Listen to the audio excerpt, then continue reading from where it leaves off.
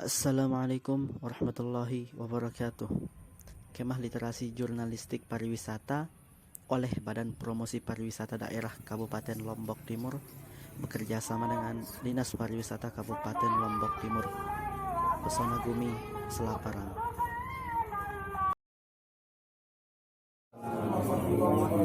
Yang saya hormati Bapak Sekretaris Daerah Kabupaten Lombok Timur, yang saya hormati Bapak Kadis Pariwisata Daerah Lombok Timur beserta jajarannya, influencer masa kami dengan Bu Yogi yang akan selalu aktif di seluruh destinasi. 40 orang terbatas jumlahnya, terdiri dari 15 perwakilan Taruna Negara. Tepuk tangan dulu untuk 17 dari desa wisata. Tepuk tangan juga dong. Sisanya ini diambil dari pelaku wisata umum dan mahasiswa. Tepuk tangan juga. Publikasi penyiaran Islam itu banyak teori tentang jurnalistik di sana, macam-macam bukunya. Salah satunya berita itu, judul itu mencerminkan isi.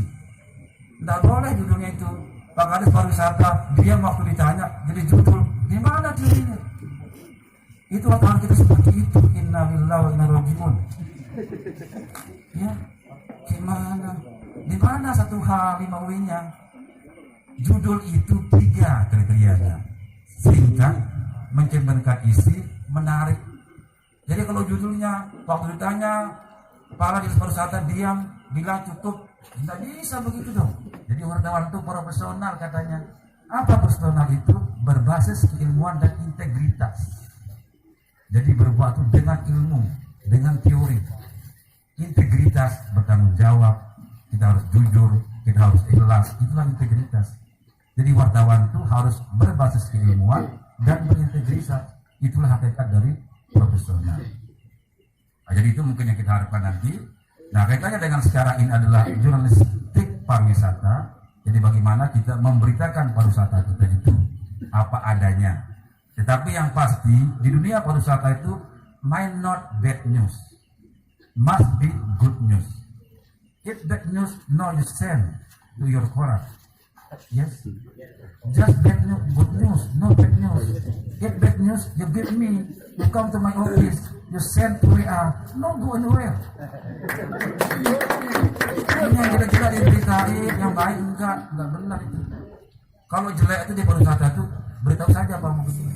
Ya Allah, kami berkumpul pada malam hari ini mengharapkan ridho dan rahmat-Mu untuk dunia dalam jurnalistik wisata. Ya Allah, ya Tuhan kami mohon ampunan-Mu di mana bulan ini adalah bulan Rajab ya Allah, bulan Sa'ban-Mu ya Allah, membalikna Ramadan ya Allah. Pertemukanlah kami dengan bulan yang Engkau muliakan, bulan yang Engkau berkahi ya Allah. Itu beberapa laporan pertanggungjawaban oleh Ketua Badan Promosi Pariwisata Daerah Kabupaten Lombok Timur. Kemudian sambutan dari Kepala Desa Loyok dan sambutan dari Kepala Dinas Pariwisata Kabupaten Lombok Timur.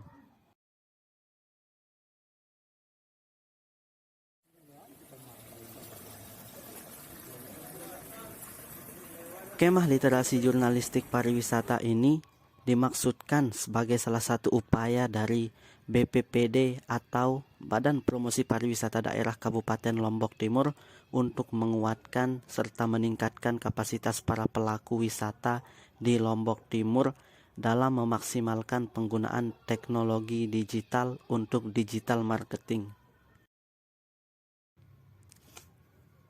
Catatannya adalah tentu tujuan jurnalistik promosi ini agar kita objektif atau sesuai realita dalam mempromosikan sebuah destinasi tanpa ada tendensi-tendensi dan intervensi-intervensi kepentingan apapun. Dan setiap jurnalis terikat oleh 11 kode etik jurnalistik.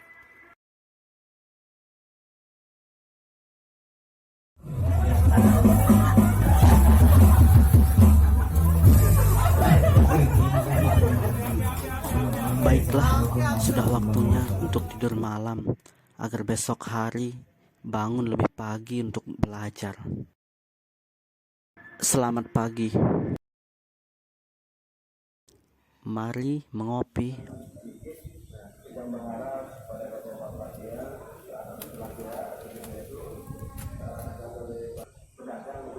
Pemandangannya mempesona, bukan? Kawan-kawan, ada yang tahu tempat ini di mana? Nah, ini ada di Desa Loyok, Kecamatan Sikur, Kabupaten Lombok Timur. Praja Kopi adalah nama yang disematkan untuk tempat indah ini. Praja Kopi sendiri memiliki makna filosofis perkumpulan remaja Ajan, dan nama Ajan sendiri adalah nama dusun dari tempat ini. Kita ngopi lagi.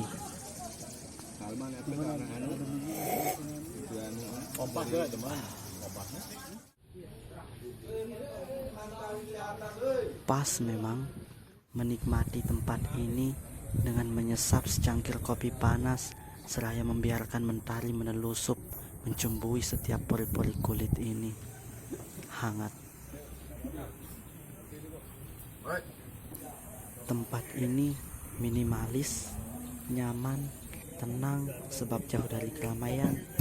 Fasilitas terbilang cukup lengkap, mulai dari aula, beberapa kamar, tempat pemesanan makanan dan minuman, area camping, bahkan kolam renang pun tersedia.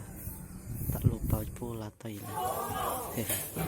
Minutes after day to climb from the bottom last pit. Come on.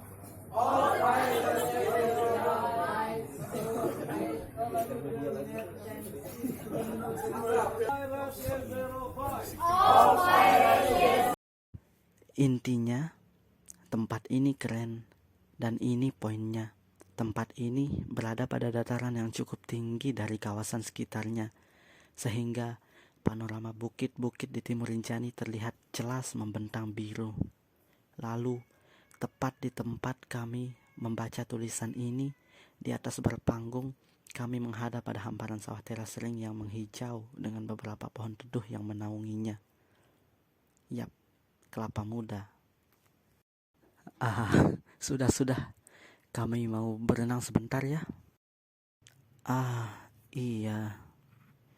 Berbicara harapan yang ditanam oleh BPPD atau Badan Promosi Pariwisata Daerah Kabupaten Lombok Timur pada acara ini, tentu sebagaimana yang telah kami sebutkan di awal, untuk meningkatkan dan menguatkan kapasitas para pelaku wisata dalam hal kepenulisan atau jurnalistik, sehingga didatangkanlah para profesional di bidangnya sebagai fasilitator, mulai dari Bapak Saharudin selaku Kepala Bidang Pemasaran Lombok Timur yang membahas tentang strategi marketing, analisa data pasar, strategi promosi, dan tidak lupa dia juga mensosialisasikan program-program yang sedang dia galakkan di bidangnya. Kemudian ada Bung Salman Hafiz dari Ketua Media Online Indonesia yang berbagi tentang media cyber effect dalam penguasaan netizen.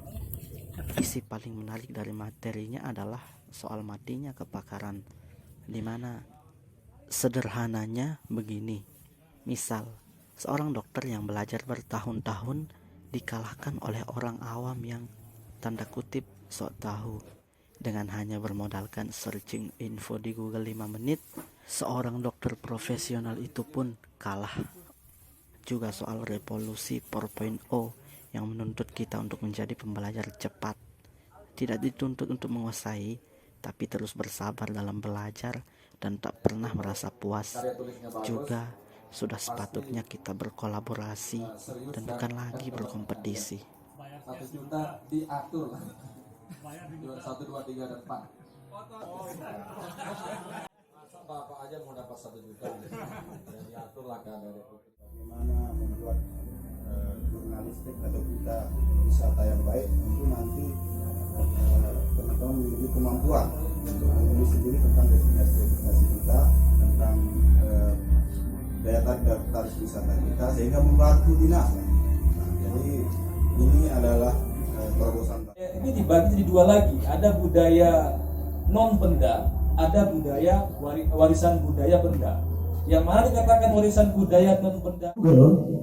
Itulah salah satu dampak yang tidak dari sosial media.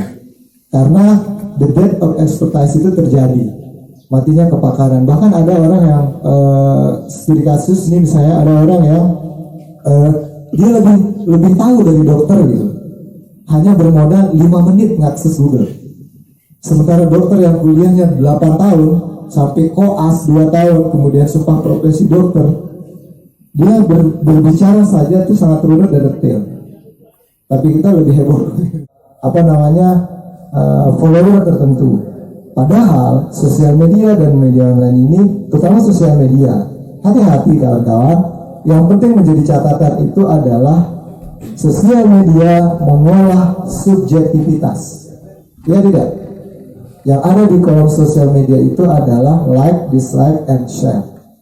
Tidak pernah Anda bisa berdiskusi di situ kan? Ya, jadi bahkan itu diolah menjadi kekuatan. Untuk melakukan survei politik misalnya di Indonesia itu butuh dana miliaran oleh lembaga survei politik tertentu. Bayangkan Facebook untuk melakukan survei, dia tidak butuh dana apapun, hanya memberikan akses membuat Facebook gratis. Dia bisa tahu kecenderungan masyarakat Indonesia seperti apa, kecenderungan masyarakat Singapura seperti apa, kecenderungan masyarakat Eropa seperti apa. Ini salah satu bagian dari cyber media effect. Kenapa kita katakan cyber media effect dalam term ini? Karena cyber media termasuk cyber media itu sendiri. Kalau media masa cyber baru mengarahnya kepada jurnalistik. Ya, itu ya. Oke. Dari A, mulai dari B, mulai dari C dan segala macamnya. Jadi saya selalu sampaikan kepada semua peserta yang ikut dalam pelatihan-pelatihan seperti ini, tanamkan dalam pikiran semua adik-adik yang usia 17 tahun ini bahwa menulis itu mudah. Itu yang pertama. Itu prinsip dasar. Nggak bisa kalau bayangan kita menulis itu sulit, maka yang terpatri dalam otak kita adalah bayangan. Tulis dengan ringan dan menarik. Misal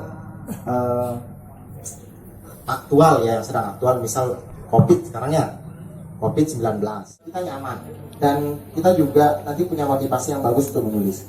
Kemudian ketika berada di sana, gunakan seluruh panca indera Anda. Jadi jangan pakai mata saja ya. Gunakan telinga, apa yang Anda dengar. Gunakan lidah. Asak naik kan. Misal saya kalau ke sarang burung walet itu kan saya datang, saya dengar air, saya lihat, kemudian saya rasakan airnya. Wih, manis ya. Begitu. Iya. Catat yang dialami dan rasakan. Sebentar, terlihat ya. Catat yang dialami. Jadi begitu. Tiba-tiba ada papu-papu. Ini jual kering. Itu kan kita wah. Jadi sebelum semua diciptakan itu sudah ada cahaya. Itu bacalah. Ya, bacalah. Itu yang pertama. Ingat ya, bacalah. Saya jelaskan sedikit. Ini foto saya ambil di Perian, di Waduk Gunung Pau.